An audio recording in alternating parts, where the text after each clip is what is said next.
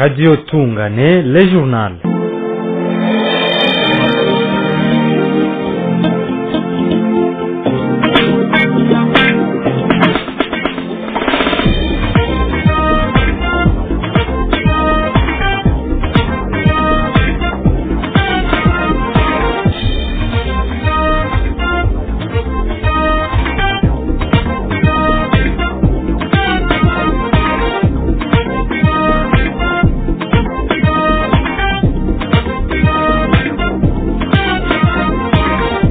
Bonsoir fidèles auditeurs et auditrices de la radio Tungane de Minembwe. Soyez les bienvenus à suivre les informations en langue de Molière. D'abord, les grandes lignes.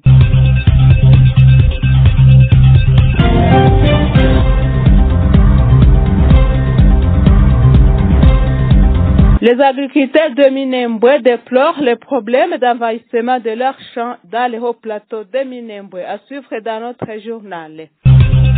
Déclaration de principe RDC M23, la MONUSCO exhorte toutes les parties à respecter les engagements. Nouvelle série de pourparlers de paix entre la Russie et l'Ukraine. Telles sont les grandes lignes de cette édition du journal. À la partie technique, nous sommes avec Biginoua Misengium, Anandura devant le micro.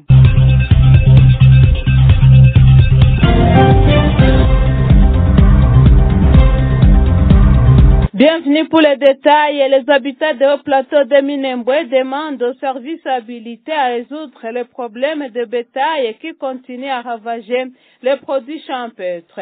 Dans un entretien avec la radio Tungane de Minembwe ce mardi 22 juillet 2025, ces agriculteurs ont indiqué que ce bétail circule librement pendant cette période de la sécheresse. Signalons que les maires de Petriguanejo avaient demandé aux éleveurs à garder bien leur bétail pendant cette période afin d'éviter la destruction des produits champêtres. En Ituri, l'offensive conjointe des forces armées de la République démocratique du Congo et FARDC de l'armée populaire de défense de l'Ouganda UPDF a marqué un coup significatif contre les rebelles d'ADF en Ituri.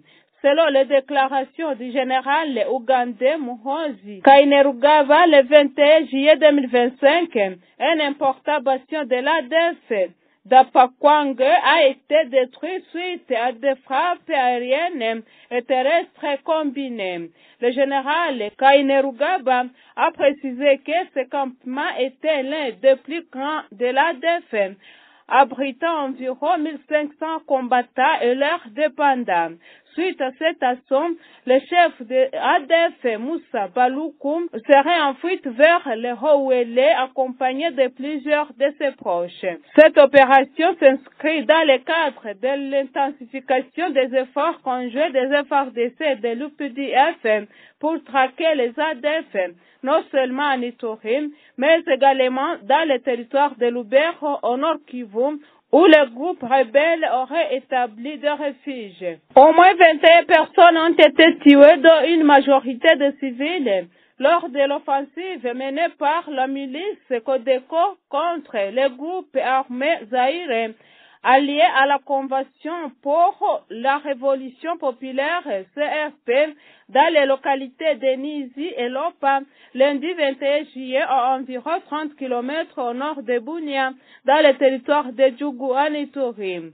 À Nizi, où la milice zaïre a opposé une certaine résistance, 18 personnes ont perdu la vie, avec environ une dizaine de blessés. Parmi les pertes, on compte également 12 miliciens de Zaïre tués et des armes récupérées par la Codeco. À Lopa, 3 civils sont morts et 2 blessés signalés lors de l'entrée violente de la Codeco, provoquant une fuite massive de la population, déplore la société civile locale. Après ces affrontements, les combattants de la Codeco se seraient retirés, mais des tirs sporadiques persistent, maintenant une atmosphère de peur. Certains déplacés qui tentaient de retourner en Nizi ont dû rebrousser chemin découragés par de nouvelles fusillades et des scènes de pillage attribuées à des éléments des forces armées de la République démocratique du Congo FARDC, selon plusieurs témoignages, sans réaction officielle pour le moment. La mission de l'Organisation des Nations Unies en République démocratique du Congo, MONUSCO en sigle, a salué la signature de la déclaration des principes entre le gouvernement de la République démocratique du Congo et l'AFC M23 à Doha, dans l'État du Qatar, le vendredi 18 juillet 2025. Dans un communiqué de presse consulté par 7/7 précédé, la mission onusienne, par l'entremise des représentants spéciaux adjoints du secrétaire général des Nations Unies en République démocratique du Congo et chef par intérimaire de la MONUSCO, Bruno Le Marquis, estime que cette déclaration reflète la volonté des parties à privilégier les moyens pacifiques, à instaurer un cessez-le-feu et à mettre en place un mécanisme conjoint pour en définir les modalités.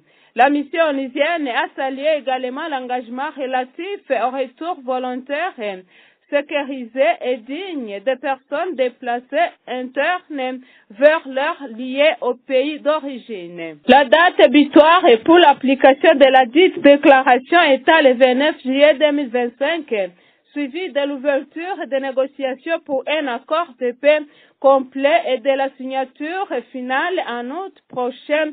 Bruno Le Marquis a appelé au respect des engagements. Pour terminer, le président américain Donald Trump a déclaré au début du mois qu'ils envisageaient fortement des sanctions bancaires, des sanctions et des droits de douane à grande échelle contre la Russie si Moscou ne parvenait pas à un accord de paix définitif dans la guerre totale qu'elle mène actuellement.